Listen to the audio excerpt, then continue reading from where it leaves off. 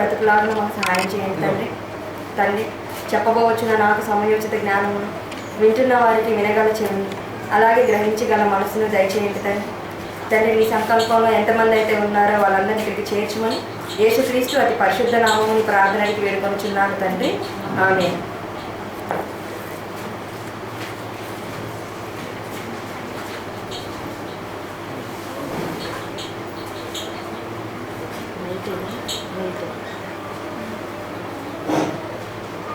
గత కొన్ని వారాలుగా మనము ప్రకటన గ్రంథంలోని 7 సంఘాల వివరణని మనం నేర్చుకుంటున్నాము.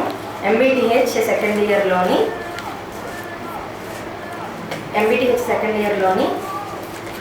7 సంఘముల వివరణ అంటే ఎంబీటీహెచ్ సెకండ్ ఇయర్లో ఈ 7 సంఘాల వివరణ అనేది 2 భాగాలుగా ఉండిద్ది. మొదటి భాగమేమో మొదటి 3 సంఘాలు ఉంటాయి, రెండవ భాగమేమో మిగతా 4 సంఘాలు అనేవి ఉంటాయి. ఇప్పుడు మనము మొదటి భాగం నేర్చుకుంటున్నాము. ప్రకటన గ్రంథంలోని 7 సంఘాల వివరణలో మొదటి భాగంలో గత 2 వారాలు మనము 2 సంఘాల గురించి నేర్చుకున్నాము. అదే ఎఫెసీ సంఘం, అలాగే స్ఫూర్ణ సంఘం.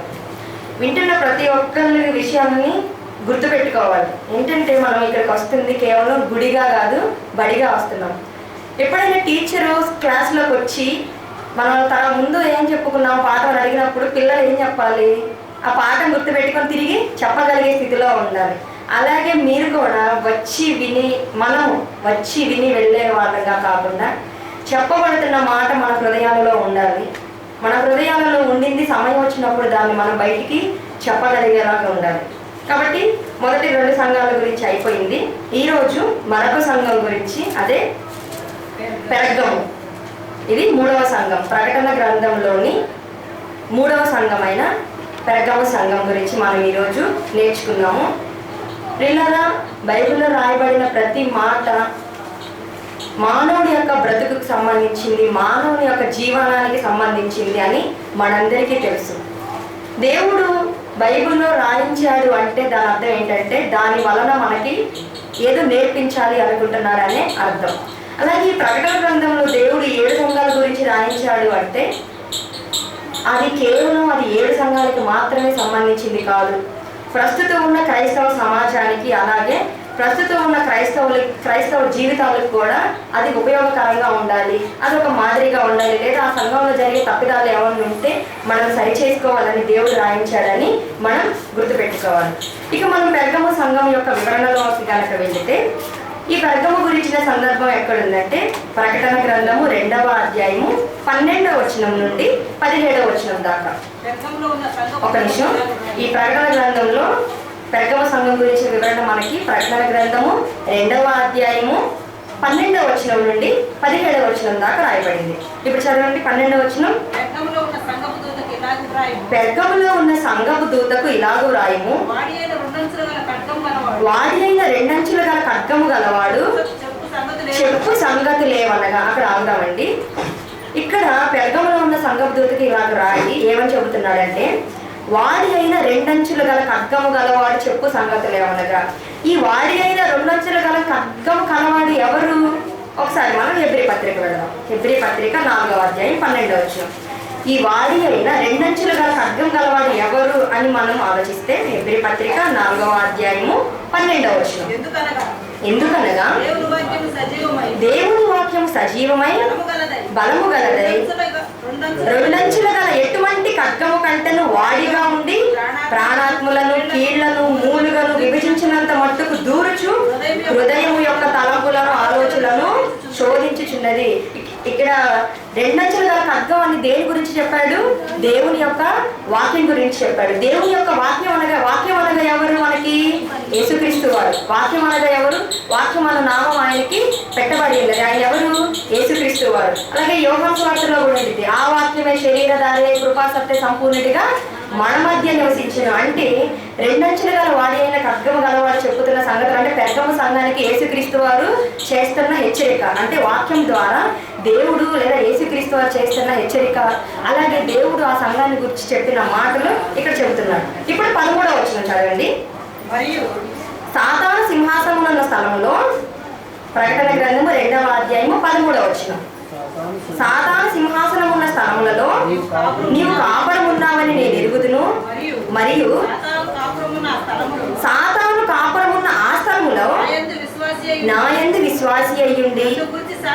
నన్ను గూర్చి సాక్షి అయిన అంతిపా అనువాడు నీ మధ్యను చంపబడిన దినములలో నీవు నా నామమును గట్టిగా చేపట్టి నా యందరి విశ్వాసమును విసర్జింపలేదని నేను ఎరుగుదును. ఇక్కడ యేసుక్రీస్తు వారు వాక్యము ద్వారా ఈ పెర్గమ సంఘానికి ఏం చెబుతున్నారంటే, సాతాను సంఘం ఉన్న స్థలం, సాతాను సింహాసనం ఉన్న స్థలంలో నీవు ఉన్నావని నేను ఎరుగుదును. అంటే ఇక్కడ సాతాను సింహాసనం ఎక్కడుంది, సాతాను యొక్క సింహాసనం అది ఎక్కడ ఏర్పరచుకుంది అనే విషయం కూడా మనకి తెలియాలి.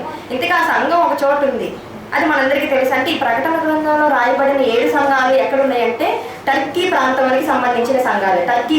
టర్కీ దేశానికి సంబంధించిన ప్రాంతాలే ఈ 7 సంఘాల ప్రాంతాలు. ఇప్పుడు ఈ పెర్గమ సంఘం ఎక్కడుంది, సాతాను సింహాసనం ఉన్న స్థలంలో ఉంది. ఇంతకీ సాతాను సింహాసనం ఎక్కడుంది?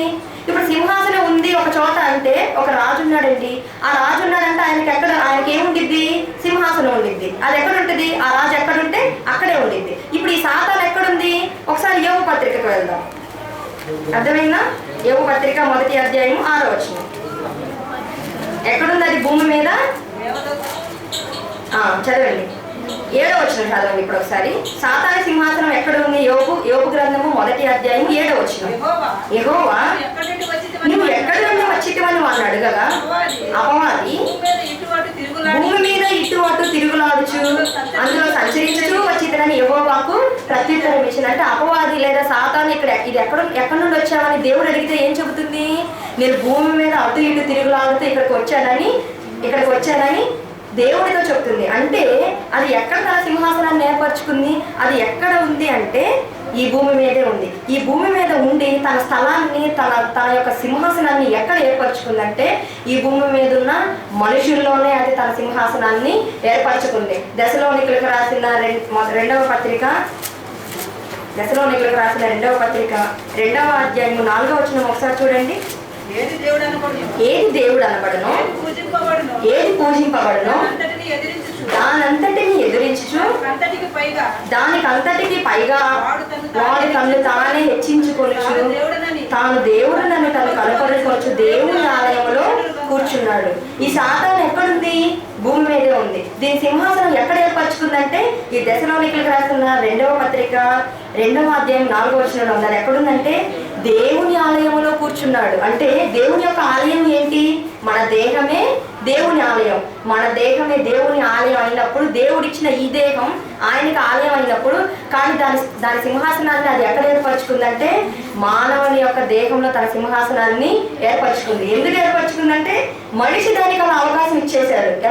ఎలా అవకాశం ఇచ్చేశాడంటే దేవుని పిల్లలుగా పుట్టి దేవుని ద్వారా చేయబడిన మనుషులు తమ క్రూరత్వంతో, తమ యొక్క చెడ్డ మనసుతోటి, తమ యొక్క కార్యక్రమాలతోటి దేవుణ్ణి దూరం చేసేసి తమ మనసులో ఎవరికి చోటిచ్చారంటే సాతానికి చోటిచ్చారు. సాతానికి చోటిచ్చి తమ హృదయాల్లో దానికి ఒక సింహాసనాన్ని కూడా వాళ్ళు ఏర్పాటు చేసినట్టు ఇక్కడ బైబిల్లో రాయబడింది.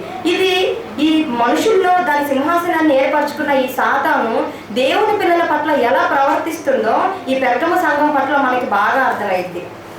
ఇక్కడ ప్రకటన గ్రంథము 2వ అధ్యాయము 13వ వచనంలో 2వ భాగం ఒకసారి చదవండి. ప్రకటన గ్రంథము 2వ అధ్యాయము 13వ వచనం 2వ భాగంలో నా యందు విశ్వాసి అయి ఉండి నన్ను గూర్చి సాక్షి అయిన అంతిపా అనువాడు నీ మధ్యను చంపబడిన దినములలో నీవు నా నామమును గట్టిగా చేపట్టి నా యందు విశ్వాసమును విసర్జింపలేదని నేను ఎరుగుదును. ఇక్కడ సాతాను భూమి మీద లేదా మనుషులు తన సింహాసనాన్ని ఏర్పరచుకొని దేవుని సంఘంలో ఉన్న పిల్లల పైన ఎలా ప్రవర్తిస్తుందంటే అంతిపాని, అంటే పెర్గమ అనే సంఘంలో అంతిపాని ఒక భక్తుడు, అంటే ఆ దేవుని కోసం క్రీస్తు కోసం బ్రతికిన ఒక భక్తుడు ఉన్నాడు. ఆయన ఏం చేశారంటే అక్కడున్న మనుషులు అతన్ని చంపేశారు. అంతిపా అనేవాడు ఏం చేయబడ్డాడు, ఆయన చంపబడ్డాడు.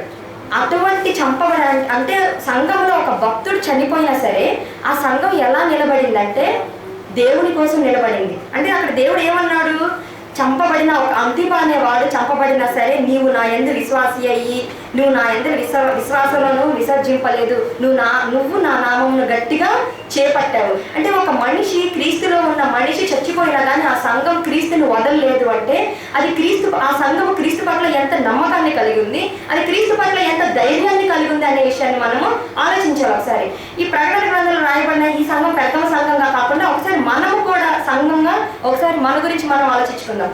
పిల్లరా, అప్పుడున్న పెర్గమ సంఘము వాళ్ళ మధ్య క్రీస్తు కొరకు పుట్టిన ఒక వ్యక్తి చనిపోయినా సరే క్రీస్తును వదిలిపెట్టలేదు. ఇప్పుడు మనం ఎలా ఉన్నాము? దేవుని గురించిన విశ్వాసం విషయంలో మనకేమన్నా అభ్యంతరాలు కలిగినప్పుడు మనం ఏమన్నా క్రీస్తుని వదిలిపెడుతున్నామా? అంటే అప్పుడున్న సంఘం ఒక మనిషి చచ్చిపోతేనే ఆ సంఘాన్ని విడిచిపెట్టలేదు. కానీ ఇప్పుడున్న సందర్భాల్లో మనం ఎలా ఉంటున్నాము? క్రీస్తు గురించిన శ్రమ, క్రీస్తుని గురించిన అవమానం మనకు వచ్చినప్పుడు మనం ఎలా ప్రవర్తిస్తున్నాము, మనం మన సంఘంగా ఉన్నప్పుడు ఎలా ఉంటున్నాము అనేది ఆలోచించుకోవాలి. ఉదాహరణకి ఇప్పుడు మన సంఘమే ఉందండి. అప్పుడు పెద్దవ సంఘంలో అంతిపని ఆయన చనిపోయాడు. అప్పుడు కానీ ఆ సంఘం ఏం చేసింది? ఆయన చనిపోయినా సరే అక్కడ ఉన్న వాళ్ళు బెదిరించి అతన్ని చంపేసినా సరే అక్కడ ఉన్న సంఘం ఏం చేసింది? క్రీస్తు యొక్క నామాన్ని గట్టిగా పట్టుకుంది. ఇప్పుడు మనము ఉదాహరణకి మన సంఘంలో వాళ్ళు మన దగ్గరే క్రీస్తుని ప్రకటిస్తూ మనమే ఒక వ్యక్తి ఇక్కడ చనిపోయాడు అనుకోండి, మీరు కనుక క్రీస్తుని ప్రకటించారు అనుకోండి, పలానా వ్యక్తిని చంపేస్తాం కాబట్టి మిమ్మల్ని కూడా ఇలానే చంపేస్తాము అని కనుక మనల్ని అన్నారనుకో, మనం భయపడతాం. మొదటి క్రీస్తు నామాన్ని గట్టిగా చేపట్టుకుంటామా? ఒకసారి ఆలోచించండి. అంటే ఆ నిర్ణయం అనేది ఎట్లా వచ్చింది అంటే మన విశ్వాసం మీద స్థిరపడి ఉండిద్ది. అంటే మనం అలా జరిగినా సరే క్రీస్తుని పట్టుకున్నాము అంటే మన విశ్వాసం అనేది స్థిరంగా ఉంది. క్రీస్తు మీద మన నమ్మకం అనేది క్రీస్తు మీద మన నమ్మకం అనేది ధైర్యాన్ని పుట్టించింది. క్రీస్తు మీద మనకున్న విశ్వాసం అనేది మనం క్రీస్తులో నిలబడగలము అనే ఒక కాన్ఫిడెన్స్ ని ఇచ్చింది. కానీ మనం ఇప్పుడు అటువంటి పరిస్థితుల్లో నిలబడగలుగుతున్నామా? ఒకసారి మన గురించి మనం ఆలోచించుకుందాం. ప్రస్తుతం ఉన్న కాలంలో మనం చూస్తున్నాం కదా, మరి క్రైస్తవ సేవకులనే చంపేస్తున్నారు, చంపేస్తున్నారు. క్రీస్తుని గురించి ప్రకటిస్తే మరి క్రైస్తవులైన వారిని హింసిస్తున్నారు. ఇటువంటి పరిస్థితుల్లో మనం క్రీస్తు నామాన్ని గట్టిగా చేపట్టుకుంటున్నామా లేదా అనే విషయాన్ని ఒకసారి ఆలోచించుకోవాలి. మనం ఒకవేళ ప్రభుత్వం కనుక మీరు క్రైస్తవులు అయితే మీకు ప్రభుత్వం నుండి రావాల్సిన లావాదేవీలన్నీ ఆపేస్తాము అని కనుక ఒకవేళ అన్నారనుకోండి, మనం కూడా ఆలోచిస్తాం అనమాట. ఏమని? అసలుకే దీనస్థితిలో ఉన్నాము, ఇప్పుడేమో ప్రభుత్వం నుండి రావాల్సిన రాయితీలు కూడా రావు అంటున్నారు, ఏం చేద్దాము అని మనమే ఆలోచనలో పడిపోతూ ఉంటాము. ఎందుకు ఆలోచనలో పడిపోతాము అంటే మన ఆలోచనలో పడ్డాము అంటే దాని అర్థం ఏంటంటే క్రీస్తు యందలి మన విశ్వాసము స్థిరంగా లేదని అర్థం. ప్రియులారా, క్రీస్తును అంగీకరించిన మనం ఎప్పుడు కూడా మన ధైర్యాన్ని కోల్పోకూడదు. ఎందుకంటే క్రీస్తును నమ్మిన వారికి ధైర్యం ఏంటంటే క్రీస్తు యొక్క నామమే మనకు ధైర్యం. ఆ నామాన్ని మనం గట్టిగా పట్టుకుంటే ప్రభుత్వాల నుండి వచ్చే రాయితీలు కాకపోవచ్చు, ప్రభుత్వం నుండి వచ్చేవి రావు అని కాదు, కానీ పైనుండే మనకు రావాల్సిన దేవుడు ఇస్తారు. అలాగే ఇటువంటి సందర్భంలో మనం ఒక సందర్భాన్ని గుర్తు చేసుకుందాం. ఒకసారి తిమోతికి రాసిన 2వ పత్రిక 3వ అధ్యాయము 10వ వచనం చూడండి. తిమోతికి రాసిన 2వ పత్రిక 3వ అధ్యాయము 10వ వచనం. ఇక్కడ పౌలు గారు తిమోతి అనే ఒక యవనస్తుడి గురించి చెప్తున్నాడు. తిమోతికి రాసిన 2వ పత్రిక 3వ అధ్యాయం 10వ వచనం. అయితే నీవు నా బోధను, నా ప్రవర్తనను, నా ఉద్దేశమును, నా విశ్వాసమును, నా దీర్ఘశాంతమును, నా ప్రేమను, నా ఓర్పును అంతియొకయ, ఈకోనియ, లుస్త్రాను పట్టణములలో నాకు కలిగినట్టి హింసలను, ఉపద్రవములను తెలుసుకున్న వాడవై నన్ను వెంబడించితివి. ఇక్కడ తిమోతి గారు ఎవరి గురించి చెబుతున్నాడంటే, పౌలు గారు ఎవరి గురించి చెబుతున్నారంటే తిమోతి గారి గురించి చెబుతున్నాడు. ఏంటంటే ఈకోనియా, లుస్త్రా, అంతియొకయ అంటే ఇటువంటి ప్రదేశాల్లో పౌలు గారు ఏం చేశాడంటే సువార్త ప్రకటించాడు. సువార్త ప్రకటించినప్పుడు ఈ లుస్త్రా అనే పట్టణంలో పౌలు గారిని రాళ్లతో పట్టడానికి ప్రయత్నిస్తారు. మీ అందరికీ ఈ సందర్భం అపోస్తల కార్యాలు కనుక చదివితే అర్థమైంది. అపోస్తల కార్యాల్లో పౌలు గారు తన సువార్త ప్రయాణాల్లో ఈ పట్టణాలన్నిటికీ వెళ్తాడు. ఇలా సువార్త ప్రకటించడానికి వెళ్ళినప్పుడు ఆయన మీద రాళ్లతో లుస్త్రా అనే ఒక పట్టణంలో ఏం చేస్తారంటే అక్కడ ఉన్న ప్రజలు రాళ్లతో పట్టడానికి, పౌలు గారిని రాళ్లతో పట్టడానికి చూస్తారు. అలా చూసినప్పుడు కూడా తిమోతి గారు అంటే ఒక యవ్వనంలో ఉన్న తిమోతి గారు అటువంటివి చూసి కూడా సరే పౌలుని ఏం చేశాడంటే పౌలుని గట్టిగా పట్టుకున్నాడు. 11వ వచనంలో అను పట్టణం ఒకసారి చదవండి. 11వ వచనం. అంతియొకయ, ఈకోనియా, లుస్త్రా పట్టణంలో నాకు కలిగినట్టి హింసలను, ఉపద్రవములను తెలుసుకున్న వాడివై నన్ను వెంబడించితివి. అంటే నాకు కలిగిన హింసలను అంటే నన్ను హింసించారని తెలుసు, నన్ను హింసించారని తెలుసు, అలాగే నాకు శ్రమలు వచ్చినాయని తెలుసు, నేను ప్రజల మధ్య ఈ వాక్యం నిమిత్తం అవమానపరచబడ్డానని తెలుసు. ఇలా అవమానపరచబడినా సరే నువ్వు నన్ను వెంబడించావు తిమోతి. ఎందుకు వెంబడించావో తెలుసా? క్రీస్తు యందు నీకున్న విశ్వాసం ద్వారానే. మనము కూడా అలా అంతేనండి. మనకు ముందున్న ఇక్కడ పౌలు గారు తిమోతికి ఏం చెప్పాడు? నా ప్రవర్తనను ఒకసారి జ్ఞాపకం చేసుకో, నా శ్రమలను ఒకసారి జ్ఞాపకం చేసుకో. తర్వాత ఇంకోటి ఏం చెప్పాడు? నా దీర్ఘశాంతాన్ని, నా ఓర్పుని, నా సహనాన్ని నువ్వు జ్ఞాపకం చేసుకో అంటున్నాడంటే ఏంటి? తిమోతికి మాదిరి ఎవరు? పౌలు గారు. అంటే నువ్వు నన్ను మాదిరిగా తీసుకో అన్నాడు. నువ్వు నన్ను మాదిరిగా తీసుకొని తిమోతి గారికి ఎలా చెప్పాడంటే, పౌలు గారికి క్రీస్తు మీద ఉన్న అంత స్థిరమైన విశ్వాసం, స్థిరమైన నమ్మకం. అలాగే మనం కూడా క్రీస్తుని విశ్వసించి ఒకవేళ మనం అలా క్షమించండి, ఒకవేళ పౌలు గారి యొక్క పౌలు గారి యొక్క శ్రమలను చూసి కూడా తిమోతి గారు ఆయన అంగీకరించాడు అంటే తిమోతి గారు కూడా క్రీస్తు యందు విశ్వాసం ఎలా ఉందంటే అంత స్థిరంగా ఉంది. వీళ్ళలో మనందరం కూడా ఆలోచిస్తాము కష్టాలు. మనందరం భూమి మీద ఉన్న మనందరం ఎలా ఆలోచిస్తాము? ఒక మనిషికి కష్టం వచ్చింది అనుకోండి, ఏమంటాడు? నా కష్టాల్లో తోడుగా ఉన్న వాళ్ళే నా మనుషులు అంటారు. ఎవరైనా కష్టాలు వచ్చినప్పుడు ఒక మనిషిని విడిచిపెట్టి వెళ్ళారు అనుకోండి. ఉదాహరణకి 2 స్నేహితులు ఉన్నారండి. ఒక స్నేహితుడికి ఏదో కష్టం వచ్చింది, అది డబ్బుల పరంగా కానియచ్చు, లేకపోతే కుటుంబ సమస్యల పరంగా కానియచ్చు, ఏదో ఒక విధంగా ఒక స్నేహితుడికి కష్టం వచ్చింది. ఆ కష్టం వచ్చినప్పుడు మరొక స్నేహితుడు నేనున్నాను నీకు అని ఒక ధైర్యాన్ని చెప్పినప్పుడు ఈ కష్టపడుతున్న వ్యక్తికి ఎలా ఉండిద్ది? ఎంతో ఆనందంగా ఉండిద్ది. కానీ ఆ కష్టాల్లో ఉన్నప్పుడు ఆ వ్యక్తి విడిచిపెట్టి వెళ్ళిపోయాడు అనుకోండి, యువత వ్యక్తి ఏమనుకుంటారు? నీ కష్టంలో ఉన్నప్పుడు నన్ను విడిచిపెట్టి వెళ్ళిపోయాడు, నువ్వు నిజమైన వాడివి కావు, నువ్వు నా పట్ల నమ్మకమైన వాడివి కావు అని ఒక 2 మనుషుల పట్ల మనం అనుకుంటాము. ఇప్పుడు ఒకసారి దేవుడి దగ్గరికి వస్తాము, ఒకసారి మనం క్రీస్తు దగ్గరికి వద్దాము. మనకి కష్టాలు వచ్చినాయి అనుకోండి, మనకి క్రీస్తు పట్ల శ్రమలు అభ్యంతరాలు వచ్చినాయి అనుకోండి, ఈ కష్ట సమయంలో మనం క్రీస్తుని అనుసరిస్తున్నామా లేదా అనే ఒక విషయాన్ని మనం ఆలోచించాలి. ఈ కష్టాల్లో కూడా శ్రమల్లో కూడా మనం కనుక క్రీస్తుని పట్టుకుంటే మనం ఎవరము? నిజ క్రైస్తవులము. ఒక మనిషి నిజమైన వాడు అని తెలుసుకోవడానికి ఏమంటారు? నా కష్టాల్లో తోడుగా ఉన్నవాడే నా నిజమైన బంధువు, నా నిజమైన స్నేహితుడు, నా నిజమైన భార్య, భర్త అని మనుషులు ఆలోచిస్తున్నారు.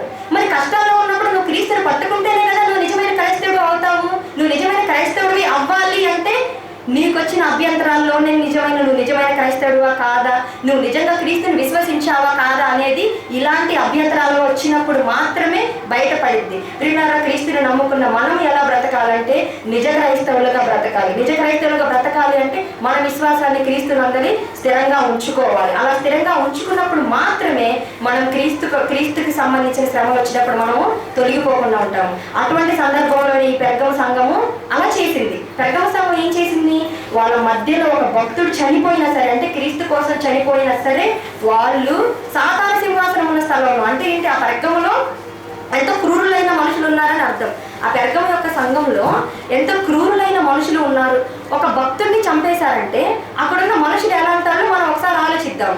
అక్కడున్న మనుషులు ఎంత క్రూరత్వంతో నిండుకున్నారో, క్రీస్తు పట్ల వాళ్ళు ఎంత దుష్టత్వంతో నిండుకొని ఉన్నారో ఒకసారి మనం ఆలోచించాలి. అంటే క్రీస్తు కోసం బ్రతికినందుకు చంపేశారు. చంపేసినా సరే మేము క్రీస్తుని వదలము అన్నారు ఒకనాడున్న పెర్గము సంఘం. ఇప్పుడు మనం కూడా అంతే. క్రైస్తవులైన మనము ఎంతమంది సేవకులు చచ్చిపోయినా సరే మనకి మాదిరి ఎవరు? చనిపోయినా క్రీస్తు యేసే. క్రీస్తు మన నిమిత్తం చనిపోయాడు కనుక మనము కూడా మన సహోదరుల నిమిత్తము చనిపోవాలి, మన ప్రాణము పెట్టాలి. అదే మనకి క్రీస్తు నేర్పించింది. ఇప్పుడు ఈ పెర్గమ సంఘం కూడా మనకు నేర్పిస్తుంది కూడా ఏంటంటే మనము అభ్యంతరాలు వచ్చినా సరే క్రీస్తు నామాన్ని గట్టిగా పట్టుకోవాలి. అభ్యంతరాలు అనేవి అవి ప్రభుత్వం ద్వారా వచ్చినాయా, మత ఛానల్స్ల ద్వారా వచ్చినాయా, లేదా దుష్టుల ద్వారా వచ్చినాయా అనేది పాయింట్ కాదు.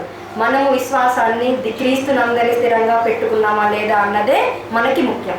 ఇంకా అంటే దేవుడు పెర్గమ సంఘం గురించి పొగిడాడు. తర్వాత దేవుడు ఈ పెర్గమ సంఘంలో కూడా కొన్ని తప్పిదాలు ఉన్నాయని మనకి రాయించాడు. అంటే ఈ పెర్గమ సంఘం క్రీస్తు యందు అంత విశ్వాసం కలిగి ఉన్నా సరే కొన్ని తప్పిదాలు అనేవి చేసింది. ఒకసారి ప్రకటన గ్రంథము 2వ అధ్యాయము 14వ వచనం చూడండి. అయినను నేను నీ మీద కొన్ని తప్పిదములు మోపవలసి ఉన్నది. అవేవనగా విగ్రహములకు బలి ఇచ్చిన వాటిని తినునట్లును, జారత్వం చేయనట్లును, ఇశ్రాయేలులకు ఉరియడ్డుమని బాలాకులకు నేర్పిన బిలాము బోధన అనుసరించు వారు నీలో ఉన్నారు. ఈ పెర్గము సంఘంలో ఎలాంటి వాళ్ళు ఉన్నారంటే ఇశ్రాయేలీయులకు ఉరియడ్డుమని బాలాకులకు నేర్పిన బిలాము బోధనమును అనుసరించి వారు నీలో ఉన్నారు. ఇంతకీ ఈ బాలాకునకు నేర్పిన బిలాము బోధ ఏంటి అనే విషయం ఒకసారి మనం ఆలోచిద్దాం. ఇంతకు అసలు ఈ బాలాకు ఎవరు, ఈ బిలాము ఎవరు, ఈ సందర్భాన్ని ఈ పెర్గమ సంఘంలో దేవుడు ఎందుకు ప్రస్తావించాడు అనే విషయాన్ని మనం ఒకసారి ఆలోచిద్దాం. ఈ బాలాకు ఈ బిలాముకు సంబంధించిన సందర్భం మనకు ఒకసారి సంఖ్యాకాండము పాత నిబంధనలోని సంఖ్యాకాండము 24వ అధ్యాయము 24వ అధ్యాయంలో ఉండిద్ది మనకి ఇదంతా. ఒకసారి సంఖ్యాకాండము 22వ అధ్యాయము 22వ అధ్యాయము 4వ వచనం ఒకసారి చూడండి. మోయాబీలు 2వ వచనం చదవండి ఒకసారి. 2వ వచనం. సిప్పోరు కుమారుడైన బాలాకు ఇశ్రాయేలీయులు అమోరీయులు చేసినట్టు చూశాను. ఇక్కడ సందర్భం మొత్తం ఏంటంటే మోయాబు దేశం అంటే ఇశ్రాయేలు ఐగుప్తు నుండి వస్తున్నప్పుడు మోయాబు దేశాన్ని దాటాలనుకుంటారు. సో ఈ మోయాబు దేశం మీదుగా వెళ్ళలేదు, మోయాబు దేశంలో ఉండగా వెళ్ళాలి. ఇలా వెళ్ళాలనుకున్నప్పుడు ఈ మోయాబు దేశానికి రాజు ఎవరంటే అప్పుడు ఈ మోయాబీలకు రాజు ఎవరంటే బాలాకు. బాలాకు అనే ఒక రాజు. ఈ బిలాము ఎవరంటే అప్పుడు ఇశ్రాయేలీయులకి ప్రవక్తగా ఉన్నవాడే ఈ బిలాము. అర్థమైనా? బాలాకు ఎవరంటే మోయాబీలకు రాజు. బిలాము ఎవరంటే అప్పుడు ఇశ్రాయేలీయులకు బేయర్ కుమారుడైన బిలాము. అంటే అప్పుడు ఇశ్రాయేలీయులకి ప్రవక్తగా ఉన్న ఆయనే బిలాము అనమాట. సో ఈ బిలాము యొక్క సందర్భం ఏంటంటే ఈ బాలాకు ఏం చేస్తాడంటే బిలాముని ఒక సహాయం కోరుకుంటాడు. ఏమనుకున్నా, ఇశ్రాయేలీయులు నా దేశంలో గుండా వస్తున్నారు, నువ్వు దేవుని ప్రవక్తవు కదా, నువ్వేం చెప్తే అది జరిగిద్ది, నువ్వేం చెబితే అది ఖచ్చితంగా జరిగిద్ది, కాబట్టి నువ్వు వచ్చి ఆ ఇశ్రాయేలీయుల్ని శపించు అని బిలాముని అడుగుతాడు. ఎవరు? బాలాకు బిలాముని అడుగుతాడు. జాగ్రత్తగా వినండి ఒకసారి. బాలాకు ఈ బిలాముని అడుగుతాడు ఏమని, వచ్చి నువ్వు ఇశ్రాయేలుని శపించు, నువ్వు కనుక ఇశ్రాయేలుని శపిస్తే నా దేశం బాగుండిద్ది అని కొన్ని కానుకలు కూడా బిలాముకి పంపిస్తాడు అనమాట. ఫస్ట్ కొంతమంది పెద్దల్ని ఈ బాలాకు ఏం చేస్తాడంటే ఫస్ట్ కొంతమంది పెద్దల్ని పంపించి ఈ బిలాము చేత అడిగిస్తాడు, నువ్వు నా దగ్గరికి రావాలి, ఆ ఇశ్రాయేలుని శపించాలి అని అడిగినప్పుడు బిలాము ఏం చేస్తాడంటే ఒప్పుకోడు. నేను రాను, నేను దేవుని ప్రజల్ని శపించడానికి నేను రాను, దేవుని ప్రజల్ని శపించడానికి నేను ఎలా వస్తాను, నేను మంచిని చేసేవాడిని కానీ ఆశీర్వదించేవాడిని కానీ శపించేవాడిని కాదు అని బాలాకి ప్రత్యుత్తరం పంపిస్తాడు. ఆ తర్వాత మళ్ళీ ఇంకొంతమంది అంటే వాళ్ళ రాజ్యంలో ఇంకా గనులైన వారిని ఇంకొంచెం సొమ్మిచ్చి మళ్ళీ ఈ బాలాకి ఏం చేస్తాడు, మళ్ళీ పంపిస్తాడు బిలాము దగ్గరికి. రెండోసారి పంపించినప్పుడు అప్పుడు ఒప్పుకోడు బిలాము అప్పుడు కూడా ఒప్పుకోడు. ఏంటంటే నేను రాను, నేను శపించను, ఎందుకంటే దేవుడి చేత దేవుడి ప్రజల్ని నేను ఎలా శపిస్తాను, ఒకవేళ నేనే కనుక దేవుని ప్రజల్ని శపిస్తే ఆ శాపం నా మీదకి వచ్చింది, కాబట్టి నేను రాను అని బాలాకుకి మళ్ళీ ప్రత్యుత్తరాన్ని పంపిస్తాడు. ఆ తర్వాత ఏమైంది, మళ్ళీ 3వసారి వచ్చినప్పుడు ఇక బిలాము ఏం చేస్తాడంటే సరే వస్తానా అని అంటాడు. సరే వస్తానని చెప్పి ఏం చేస్తాడు, ఈ బిలాము బయలుదేరి ఏం చేస్తాడు అంటే ఇక్కడ దాకా మనకి ఏమర్థమైంది, బిలాము అనే ఆయన దేవుని మాట విన్నట్టుగా మనకు అర్థమైంది. అంటే ఫస్ట్ సారి వచ్చినప్పుడు నేను దేవుని ప్రజలు శపించినని దేవునికి భయపడ్డాడు, రెండోసారి వచ్చినా సరే దేవునికి భయపడ్డాడు ఈ బిలాము. ఇక 3వసారి ఏం చేస్తాడు, ఇక బయలుదేరతాడు, వెళ్తానని తన తండ్రిని అడిగి వెళ్తాడు. ఇలా వెళ్తున్నప్పుడు ఏం జరిగింది, ఇలా వెళ్తా ఉంటాడు. వెళ్తున్నప్పుడు ఏం జరిగింది అంటే మార్గం మధ్యలో ఒక దేవదూత ఆయన్ని చంపాలనుకునేది. అంటే గాడిద మీద వెళ్తా ఉంటాడు ఈ బిలాము మోయాబు రాజుని కలవటానికి, అంటే బాలాకుని కలవటానికి గాడిద మీద వెళ్తున్నప్పుడు ఏమైందంటే ఒక దూత ఈ బిలాముని ఎలా అయినా చంపాలని ఆ మార్గం మధ్యలో ఉండిద్ది. ఈ సందర్భం మొత్తం మనకి సంఖ్యాకాండం 22వ అధ్యాయంలో ఉండిద్ది. అలా వెళ్తున్నప్పుడు ఏమైద్ది, ఆ దూత ఇతన్ని చంపాలనుకునేది. ఇప్పుడు మనకి ఇక్కడ అర్థమవలసిన విషయం ఏంటంటే ఈయన వాళ్ళని శపించడానికైతే వెళ్ళట్లేదు. ఇప్పుడు దేవుని మాట వినే కదా, 3వసారి తండ్రిని అడిగాడు కదా, తండ్రిని అడిగే వెళ్తున్నాడు కదా, తండ్రి సెలవిస్తేనే కదా వెళ్తున్నప్పుడు మన దేవదూత ఎందుకు అతన్ని ఎందుకు చంపాలనుకున్నదో ఒకసారి యూదా పత్రిక చూడండి. యూదా పత్రిక 11వ వచనం, ఒక అధ్యాయమే ఉంది ప్రకటన గ్రంథం ముందర. అయ్యో వారికి శ్రమ, వారు కయ్యను నడిచిన మార్గమున నడిచిరి, బహుమానము పొందవలనని బిలాము నడిచిన తప్పు త్రోవల ఆతురముగా పరిగెత్తిరి. ఇక్కడ చూసారా, అంటే బిలాము ఏం చేశాడు దేవుని యొక్క ప్రజలు ఫస్ట్ సారి వెళ్ళినప్పుడు ఫస్ట్ సారి నేను దేవుని ప్రజల్ని శపించను అని చెప్పాడు. రెండోసారి అడిగినా సరే నేను దేవుని ప్రజల్ని శపించను అన్నాడు. ఆ తర్వాత ఏంటంటే రెండోసారి మోయాబు రాజు ఏం చేస్తాడంటే కొంత సొమ్ముని కొంత ధనాన్ని వాళ్ళతో పాటు పంపిస్తాడు. పంపించినప్పుడు ఏం చేస్తాడు, ఈ బిలాము సరే వస్తాను అని వెళ్తాడు. వస్తానని వెళ్తున్నప్పుడు అతని యొక్క మనసు దేన్ని ఆశించిందంటే బహుమానం పొందవాలని. అంటే ఆయన ఎలా ఉన్నాడంటే దుర్నీతితో ఉన్నాడు. ఈ బిలాము బహుమానం పొందాలని ఏం చేశాడంటే ఆత్రంగా పరిగెత్తాడు. ఆత్రంగా పరిగెత్తి ఏం చేశాడు, దేవుని దగ్గర నుండి ఆయన శిక్షణ తెప్పించుకునే విధంగా ఈ బిలాము మారిపోయాడు. ఇప్పుడు ఈ బిలాము బాలాకు తర్వాత ఇంకా సరే మోయాబుల దగ్గరికి వెళ్తాడు. ఈయన ఎవరు, ఈ బిలాము మోయాబుల దగ్గరికి వెళ్తాడు. వెళ్ళి ఏం చేస్తాడు, బాలాకు తగినట్టుగా ఇశ్రాయేలీయులను అయితే శపించాడు. ఎందుకంటే దూత అడ్డగించింది కాబట్టి, మార్గం మధ్యలో దేవదూత ఈ బిలాముని అడ్డగించింది కాబట్టి ఏం చేస్తాడు, ఈ బిలాము ఇశ్రాయేలుని బాలాకు రాజు దగ్గరికి వెళ్తాడు. వెళ్ళి ఇశ్రాయేలుని ఏం చేస్తాడు, శపించకుండా వస్తాడు. శపించకుండా వచ్చేటప్పుడు ఆయన ఒక బోధ చేస్తాడు. బాలాకి ఒక బోధ చేస్తాడు. ఏమని చెప్తాడంటే, ఒకసారి సంఖ్యాకాండము 25వ అధ్యాయము 1వ వచనం చూడండి. ఇశ్రాయేలు షిత్తీములు దిగి ఉండగా ప్రజలు మోయాబురాండ్రతో వ్యభిచారము చేయసాగిరి. ఆ స్త్రీలు తమ దేవతల బలులకు ప్రజలను పిలువగా మీరు భోజనం చేసి వారి దేవతలకు నమస్కారం చేసిరి. ఇక్కడ ఏం చెప్పాడంటే, బిలాము ఏం చేశాడు, అక్కడ బిలాము బాలాకి బోధ ఏమని నేర్పించాడంటే, నేనైతే ఇశ్రాయేలుని శపించను, ఎందుకంటే వాళ్ళు దేవుని ప్రజలు కాబట్టి నేనైతే వాళ్ళని శపించను, కానీ దేవుడే వాళ్ళని శిక్షించేలాగా, దేవుని కోపమే ఆ ప్రజల మీదకి వచ్చేలాగా ఒక మార్గం అయితే ఉందని ఆ బాలకు చెప్పాడు. ఏమని చెప్పాడంటే, దేవునికి అసహ్యమైన కార్యాల్లో మొట్టమొదటిగా ఆయనకి నచ్చని ఏంటంటే రెండే. ఆయనకి అస్సలు నచ్చవు ఏంటంటే, ఒకటి వ్యభిచారము, 2 విగ్రహారాధన. దేవునికి అస్సలు నచ్చవి వ్యభిచారము, విగ్రహారాధన. దేవునికి ఏవైతే నచ్చని పాపం ఉందో, దేవునికి నచ్చని ఏ పని అయితే ఉందో ఆ పనిని కనుక నువ్వు ఇశ్రాయేలీయులతో కనుక చేయించావనుకో, నువ్వు కాదు వేసేది, దేవుడే వాళ్ళని వేస్తాడని సైడ్గా చెప్పాడు అనమాట బాలాకి. ఏమని, నేను వాళ్ళని చెప్పించాల్సిన అవసరం ఉండదు, లేకపోతే నువ్వేదో వాళ్ళతో యుద్ధం చేయాల్సిన అవసరం ఉండదు, దేవుడే వాళ్ళని శిక్షించాలంటే దేవుడికి నచ్చని పాపాలు ఒక 2 ఉన్నాయి. ఏంటి, వ్యభిచారం అలాగే విగ్రహారాధన. ఈ రెండింటిని కనుక నువ్వు ఆ ఇశ్రాయేలీయులతో చేయించగలిగావు అనుకో, మన ఇద్దరు ఏం అవసరం లేదు, దేవుడే వాళ్ళని వేసేస్తాడని ఆయన ఏం చేశాడు, దుర్నీతితోటి బాలాకుకి బోధ చేశాడు. అప్పుడు ఏమైంది, ఇశ్రాయేలీయులు ఏం చేశారు, నిజంగానే దేవునికి కోపం పుట్టించేలాగా వ్యభిచారం చేశారు, అలాగే విగ్రహారాధన కూడా చేసేలాగా 3వ వచనంలో ఇట్లు ఇశ్రాయేలీయులు బయలుదేరులో కలుసుకొని వారి మీద యెహోవా కోపము రగులు కొనెను. చూసారా, అంటే ఇశ్రాయేలీయుల్ని శపించడానికి నువ్వు రా అని మోయాబు రాజు అడిగినప్పుడు బిలాము ఏం చేశాడు, వెళ్ళలేదు. నేను దేవుని ప్రజలను శపించిన, నేను వెళ్ళను అని అన్నాడు.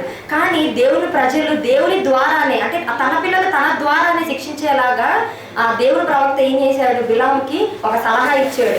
నీ ప్రజలు ఉన్నారు కదా, మోయాబు రాజు స్త్రీలు, బైబిల్లో రాయబడింది మోయాబు స్త్రీలు ఎంత అంటే బహు చక్కని వారు, అంటే మోయాబు స్త్రీలు ఎవరంటే బహు అందమైన వారు అనమాట.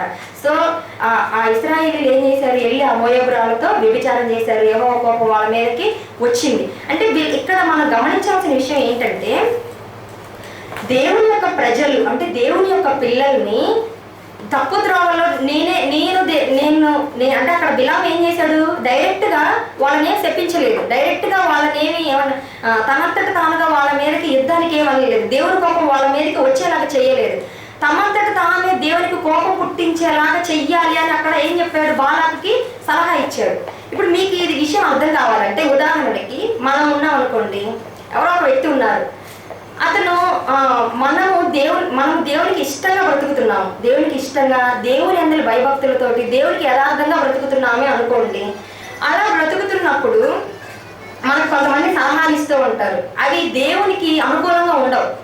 చాలా మంది మన జీవితాల్లో చాలా జరిగే ఉంటాయి ఇలాంటివి. ఒకసారి గుర్తు తెచ్చుకోండి, మనకి చాలా మంది ఏమని ఇస్తారు, లోకస్తుల సలహాలు ఇస్తూ ఉంటారు. మనం ఏం చేస్తాము, వాటిని నమ్ముతాము.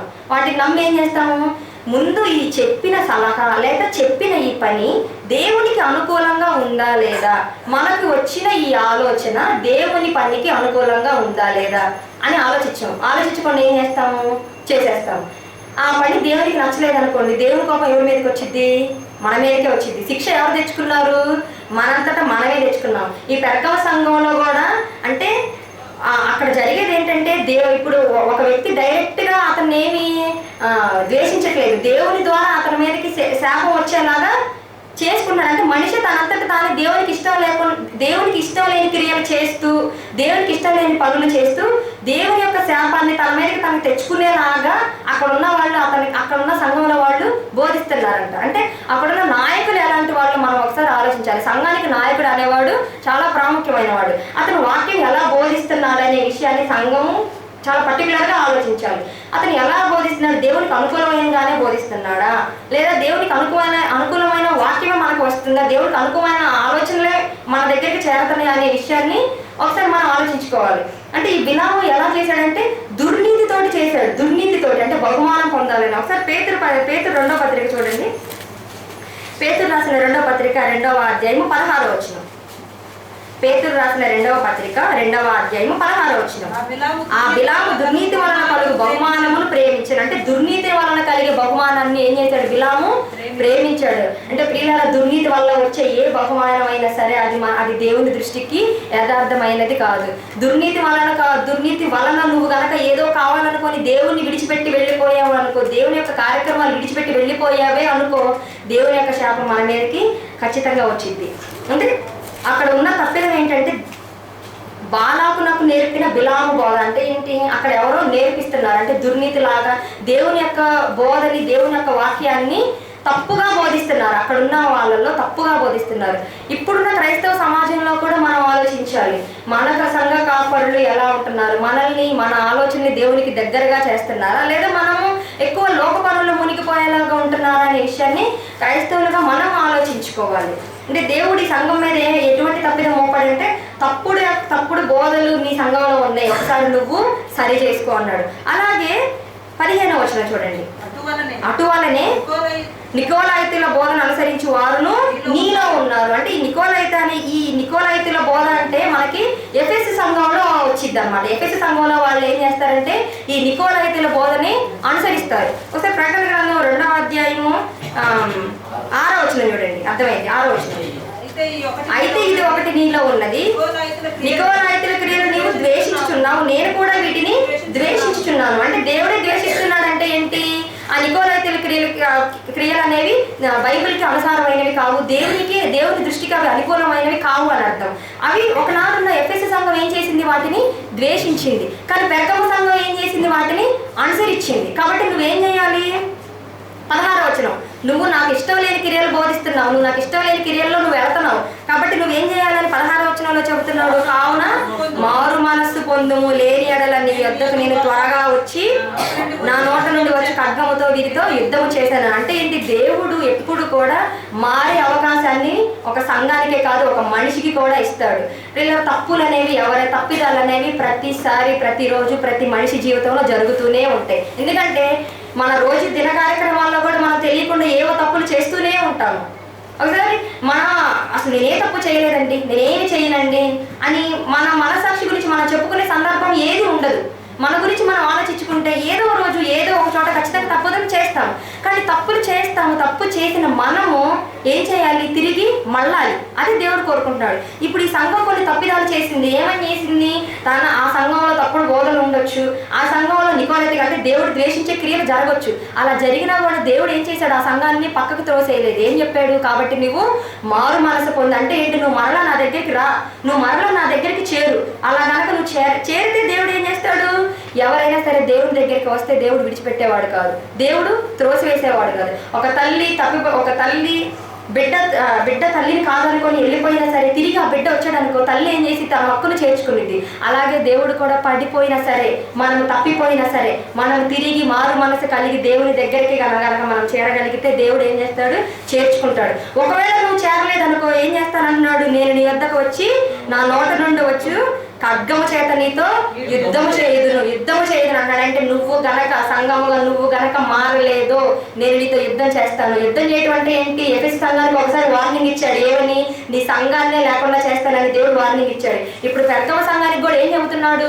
నేను నీతో యుద్ధం చేస్తాను అంటున్నాడు. యుద్ధం చేయటం అంటే ఏంటి? నీ సంఘాన్ని కూడా లేకుండా చేసే అంతటి ధైర్యం కూడా నాకుంది. కాబట్టి నువ్వేం చేయాలి? తిరిగి మారు మనసు పొందాలి. కాబట్టి సంఘంగా మనందరం కూడా ఒకసారి ఆలోచించుకోవాలి, మనలో ఎటువంటి క్రియలు ఉన్నాయి, దేవునికి ఇష్టమైన క్రియలు మనం చేస్తున్నామా, దేవునికి అనుకూలమైన బోధని మనం అనుసరిస్తున్నామా, దేవునికి అనుకూలమైన నిర్ణయాలు మనం తీసుకుంటున్నామా అనే విషయాన్ని ఆలోచించాలి. ఒకవేళ దానికి మించి మనమేమన్నా చేస్తుంటే దేవుడు ఏం చేస్తాడంటే మనతో కూడా యుద్ధం చేస్తాడు. పిల్లల దేవుడు ఈ పెద్దమ్మ సంఘానికి ఏం చేశాడంటే ఒక రివార్డ్ అంటే ఏంటి, ఒక బహుమానాన్ని కూడా ఇచ్చాడు. ఎందుకు ఇచ్చాడు అంటే ఒక అంతిపా అనే ఒక భక్తుడు చనిపోయినా సరే ఆ సంఘము తన విశ్వాసాన్ని కోల్పోకుండా దేవుని యొక్క నామాన్ని, క్రీస్తు యొక్క నామాన్ని గట్టిగా పట్టుకుంది. కాబట్టి ఆ సంఘానికి దేవుడు ఒక బహుమానాన్ని ఇస్తానన్నాడు. 17వ వచనం, ప్రకటన గ్రంథము 2వ అధ్యాయము 17వ వచనం. సంగములతో ఆత్మ చెప్పుచున్న మాట చెవు గలవాడు వినుగాక. జయించువానికి మరుగైన మన్నాను భుజింపనిత్తును, మరియు అతనికి తెల్ల రాతి నిత్తును. ఆ రాతి మీద ఒక కొత్త పేరుండును, పొందిన వానికే గాని అది మరి ఎవరికి తెలియదు. ఇంతకీ మరుగైన మన్నా ఏంటి, ఈ తెల్ల రాతి మీద ఉండే ఆ కొత్త పేరేంటి అనే విషయాన్ని ఒకసారి మనం ఆలోచిద్దాం. ఈ మరుగైన మన్నా అనగా ఒకసారి యోహాను సువార్త 6వ అధ్యాయము 47వ వచనం చూడండి. యోహాను సువార్త 6వ అధ్యాయము 47వ వచనం. యోహాను సువార్త 6వ అధ్యాయం. అంటే దేవుడు ఈ పెద్దమ్మ సంఘానికి మరుగైన మన్నాను భుజింపనిస్తానన్నాడు. ఇంతగా ఆ మరుగైన మన్నా ఏంటి అనే విషయాన్ని మనం ఆలోచిస్తాం. యోహాను సువార్త 6వ అధ్యాయం 47వ వచనం. విశ్వసించువాడు నిత్య జీవం గలవాడు, జీవాహారము నేనే. మీ పితరులు అరణ్యములో మన్నాను తినని చనిపోయిరి, దీనిని తినువాడు చావకుండునట్లు పరలోకం నుండి దిగి వచ్చిన ఆహారం ఇదే, పరలోకం నుండి దిగి వచ్చిన జీవాహారం నేనే. ఎవడైనా ఈ ఆహారం భుజించితే ఎల్లప్పుడూ జీవించును. చూసారా, అంటే ఇక్కడ యేసుక్రీస్తు వారు చెప్తుంది దేని గురించి అంటే వాక్యం గురించి. అంటే పితరులు మన్నాను తిని చనిపోయారు అంటే ఏంటి, ఒకప్పుడు ఇశ్రాయేలు మన్నాను తిన్నా సరే ఏం చేశారు, అరణ్యంలో చచ్చిపోయారు. కానీ మరుగైన మన్నా అంటే ఏంటి, ఇక్కడ యేసుక్రీస్తు వారు చెబుతున్నారు ఏంటంటే అదే వాక్యం. ఈ వాక్యాన్ని గనక మనం జీవాహారంగా భుజిస్తే, మనం గనక జీవాహారంగా దీన్ని తీసుకుంటే మనం ఎల్లప్పుడూ జీవిస్తాం అంటే ఏంటి, శారీరకంగా మనం జీవిస్తామని కాదు, ఒక ఆత్మగా మనం నిత్య జీవాన్ని స్వతంత్రించుకుంటామా అని అర్థం. అంటే నీ ఆత్మను నువ్వు ఎలా పోషించాలి, జీవాహారంతో పోషించాలి. జీవాహారం అంటే ఏంటి, అదే వాక్యం.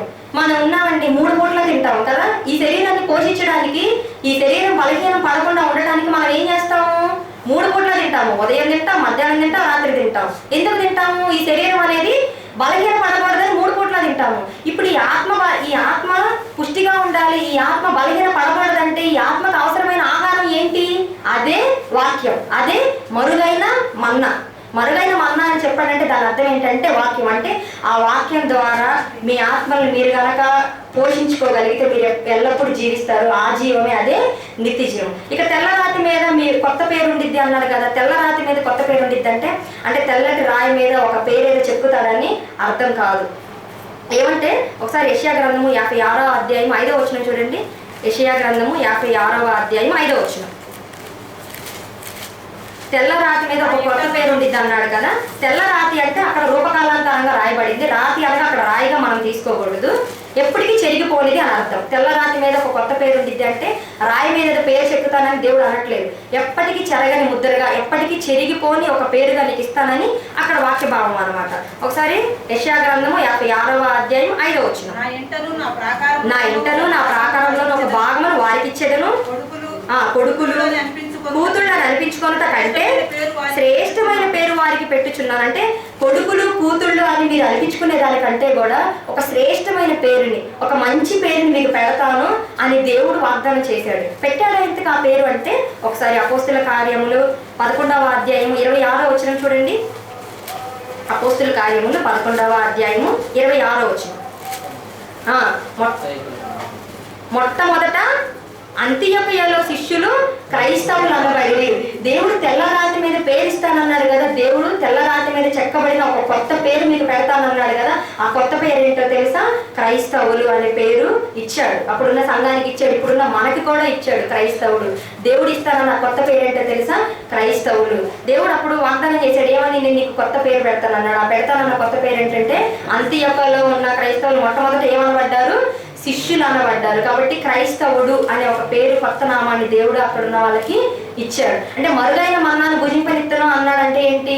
ఎంతో శ్రేష్టమైన వాక్యాన్ని, జీవాహారాన్ని, మీ ఆత్మల్ని పరలోకానికి నడిపించుకునే జీవాహారాన్ని మీకు ఇస్తానన్నాడు. అదే వాక్యాన్ని మీకు ఇస్తానన్నాడు. తెల్లరాతి మీద ఒక కొత్త పేరు ఉండిద్ది అన్నాడంటే రాయి మీద ఏదో పేరు చెప్తానని కాదు, క్రైస్తవుడు అనే ఒక గొప్ప నామాన్ని మీకు ఇస్తానని దేవుడు చెప్పాడు. కాబట్టి మారు మనసు పొందితే మీకు ఇవి వస్తాయని దేవుడు ఏం చెప్పాడంటే బహుమానం గురించి చెప్పాడు. ఇప్పుడు మనం కూడా అంతే. ఇప్పుడు అప్పుడున్న వాళ్ళు కొత్త పేరు కలిగారో లేదో మనకు తెలియదు, కానీ ఇప్పుడు మనం క్రైస్తవులుగా పిలువబడుతున్నాం. అంటే దేవుడు కొత్త నామాన్ని మనకి ఇచ్చాడు. మనం ఇప్పుడు మనందరం ఎవరము? క్రైస్తవులు. అంటే క్రైస్తవులు అంటే అర్థం ఏంటి? క్రీస్తును ధరించుకున్న వారు క్రైస్తవులు. క్రీస్తుని నమ్మటం ముఖ్యం కాదు, క్రీస్తును ధరించుకోవటం ముఖ్యం. అర్థమైనా? క్రీస్తుని అందరూ నమ్ముతారండి. ఇప్పుడున్న చాలా మంది నమ్ముతూనే ఉన్నారు, క్రీస్తుని నమ్ముకుంటున్నారు, మీ క్రైస్తవులు అని చెప్పుకుంటున్నారు, ప్రతి ఆదివారం ప్రార్థనకి వెళ్తానే ఉన్నారు. ఇప్పుడు 40 రోజులు ఉపవాసాలు కూడా ఉంటున్నారు. ఇప్పుడు ఏం చేస్తున్నారు? క్రీస్తు పేరు చెప్పుకొని 40 రోజులు ఉపవాసాలు కూడా ఉంటారు. కానీ వాళ్ళందరూ క్రైస్తవులు కాదు. దేవుడు కోరుకున్న నిజమైన ఉపవాసం, దేవుడు కోరుకున్న నిజమైన క్రైస్తత్వం ఏంటో తెలుసా? క్రీస్తుని నమ్మటం కాదు, క్రీస్తుని మనం ధరించుకోవడం. క్రీస్తుని మనం ధరించుకోవడం. క్రీస్తుని ధరించుకున్నాము అంటే దానికి ఏంటి రుజువులు ఏంటి అంటే మన క్రియలే, మన ప్రవర్తనే. క్రీస్తుని ధరించుకున్న ప్రతి ఒక్కరు క్రైస్తవుడు అవ్వాలి. ఆ క్రైస్తవుడు ఎలా ఉండాలి? ఎదుటి వాళ్ళ పట్ల క్రీస్తుని కనపరచాలి. క్రీస్తు ఏం కనపరిచాడు? ఎంతో తగ్గింపును కనపరిచాడు. ఆయన మనసులో ఎటువంటి కలగం లేదు, ఎటువంటి ఈర్ష లేదు, ఎటువంటి కోపం లేదు, పవిత్ర భావంతో ఉన్నాడు. ఇవన్నీ ఎవరికి ఉన్నాయి? క్రీస్తులో ఉన్నాయి. ఇప్పుడు ఇవన్నీ ఎవరికి రావాలి? క్రీస్తుని నమ్ముకున్న మనకి రావాలి. అంటే క్రీస్తుని నమ్ముకోవటం కాదు, క్రీస్తును ధరించుకోవటం. దేవుడు పెట్టిన కొత్త నామం ఏంటి? అదే క్రైస్తత్వం. కాబట్టి మనం ఎలా పిలువబడుతున్నామంటే క్రైస్తవులుగా పిలువబడుతున్నాము. ప్రియులారా, ఈ పెర్గము సంఘం మనకు నేర్పించే పాఠం ఏంటంటే మనము సంఘంగా ఉన్నాం, క్రీస్తును నమ్ముకున్న మనము సాతాను సింహాసనం అంటే ఏంటి? ఇప్పుడు సాతాను యొక్క అనుచరులు పనిచేసే ఈ లోకంలో ఉన్న మనము క్రీస్తు యొక్క నామాన్ని గట్టిగా పట్టుకోవాలి. క్రీస్తు యందలి విశ్వాసాన్ని మనము స్థిరంగా ఉంచుకోవాలి. తర్వాత మనము దేవునికి వ్యతిరేకమైన ఆలోచనలు, దేవునికి వ్యతిరేకమైన పాపాలు ఏమైనా చేస్తున్నామా, లేకపోతే మనల్ని ఎవరైనా అలా నడిపిస్తున్నారా అనే విషయాన్ని ఒకసారి మనము చెక్ చేసుకుంటూ ఉండాలి. మనం ఏమైనా దేవునికి విరోధమైన ఆలోచన చేస్తున్నామా, లేదా మనల్ని ఎవరైనా దేవునికి విరోధమైన ఆలోచనలో నడిపించే వాళ్ళు ఎవరైనా ఉన్నారా, దేవునికి కోపం పుట్టించేలాగా మనల్ని దేవుని క్రియల్లోనే తప్పించే వాళ్ళు ఎవరైనా ఉన్నారా అని మనం ప్రతిక్షణం మన ప్రవర్తన బట్టి జాగ్రత్త కలిగి ఉండాలి. ఒకవేళ మనలో ఉంటే మనము సరి చేసుకోవాలి. ఒకవేళ మనలో కనుక దేవుడు చెప్పిన క్రియలు కనుక ఉన్నాయి అనుకోండి, అంటే దేవుడు చెప్పిన మంచి క్రియలు కనుక మనలో ఉంటే మనకి కూడా దేవుడు జీవాహారాన్ని, అదే వాక్యాన్ని ఇస్తాడు. అలాగే క్రైస్తవులని పేరు కూడా ఇచ్చాడు. కాబట్టి పెర్గమ సంఘం గురించి మనం నేర్చుకున్నది మీకు అర్థమైందని నేను అనుకుంటున్నాను. ఇప్పుడు ప్రస్తుతం ఉన్న సమాజంలో జరుగుతున్న పరిస్థితులను బట్టి ఈ పెర్గమ సంఘం మనకు నేర్పిస్తుంది. క్రైస్తవులైన వాళ్ళు ఎంతో దాడులకి గురవుతున్నారు. క్రైస్తవ సేవకులు కూడా చనిపోయే స్థితిలో ఉన్నారు. ఇటువంటి సందర్భాల్లో మనము క్రీస్తుని గట్టిగా చేపట్టామా లేదా అన్నదే మనకి ముఖ్యం. ఎందుకంటే అంతము వరకు సహించువాడే రక్షణ పొందును. కాబట్టి విశ్వాసము ద్వారా ఈ సంఘములోకి చేర్చబడిన మనము అంతము వరకు క్రీస్తు నామాన్ని గట్టిగా చేపట్టుకొని ఈ నిత్య జీవాన్ని చేరుకోవాలి, నిత్య జీవాన్ని స్వతంత్రించుకోవాలని కోరుకుంటూ నా మాటలు ముగిస్తున్నాను. నాకు ఈ అవకాశం ఇచ్చిన అన్నయ్య కూడా నా వందనాలు.